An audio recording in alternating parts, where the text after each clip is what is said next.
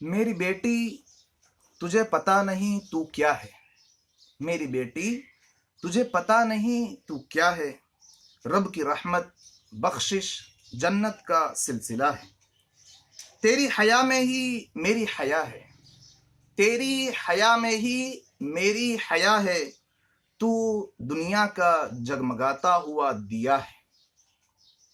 ایک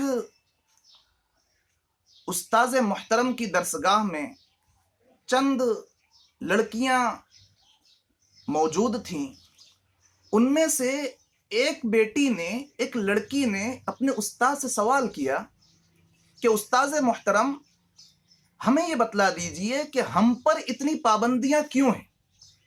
لڑکوں پر کوئی پابندی نہیں ہوتی، وہ جب چاہتے ہیں جہاں چاہتے ہیں جس کے ساتھ چاہتے ہیں چلے جاتے ہیں، جو چاہتے ہیں وہ کرتے ہیں، اور ہم پر اتنی پابندیاں کہ ہم اکیلے نہیں جا سکتی، ہر کسی کے ساتھ نہیں جا سکتی، اور ہم اپنی مرضی کے اعتبار سے گھر لیٹ نہیں آ سکتی، روک ٹوک ہوتی ہے، اتنی دیر سے کہاں گئی تھیں، اتنی دیر سے کیوں آئیں؟ یہ سوال اس بیٹی نے اپنے استاذ محترم سے اپنی دوسری سہیلیوں کے سامنے کیا۔ استاذ محترم کے لبوں پر مسکراہٹ آئی، آنکھوں میں خوشی کے آنسو چھلکے، اور کہنے لگے کہ بیٹی تم نے دیکھا ہے لوہے کی سریوں کی دکانیں ہوتی ہیں، گوڈاؤن ہوتے ہیں، وہاں سریے اور لوہا کنٹلوں سے ویسے ہی باہر پڑا رہتا ہے، کیا سردی، کیا گرمی، کیا برسات، کیا دن اور کیا رات، ہر موسم میں وہ ویسا ہی پڑا رہتا ہے۔ برسات میں بھی اسے اٹھا کر اندر رکھنے کی کوشش نہیں کی جاتی، کوئی شٹر اور لاکر کا خاص انتظام نہیں ہوتا۔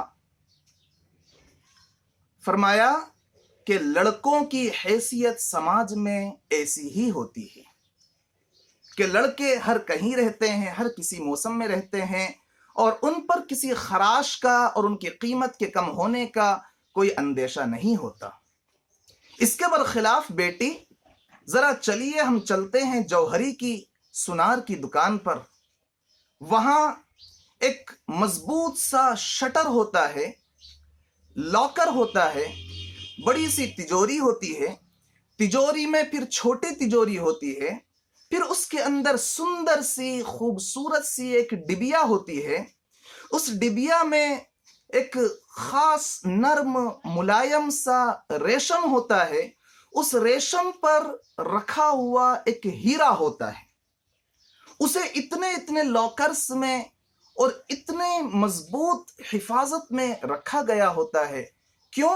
اس لیے کہ جوہری سمجھتا ہے کہ اگر اس ہیرے میں ذرا سی بھی خراش آ گئی تو یہ ہیرا بے قیمت ہو جائے گا۔ میری بیٹی یہی معاملہ تمہارا ہے کہ تم اس ہیرے سے بھی کہیں زیادہ قیمتی ہو۔ اگر تمہاری عفت پر، تمہاری شرم و حیا پر، تمہاری پاک دامنی پر ذرا سی بھی خراش لگ جائے تو پھر معاشرے میں، سماج میں اس کی قیمت برقرار نہیں رہ پاتی۔ پھر کیا تھا؟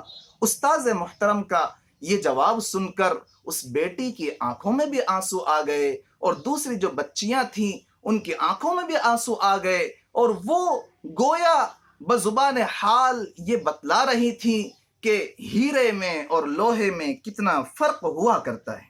کسی نے کیا ہی خوب کہا ہے، میٹھی میٹھی پیاری سی کہانیاں ہیں، بیٹیاں تو سچے رب کی مہربانیاں ہیں۔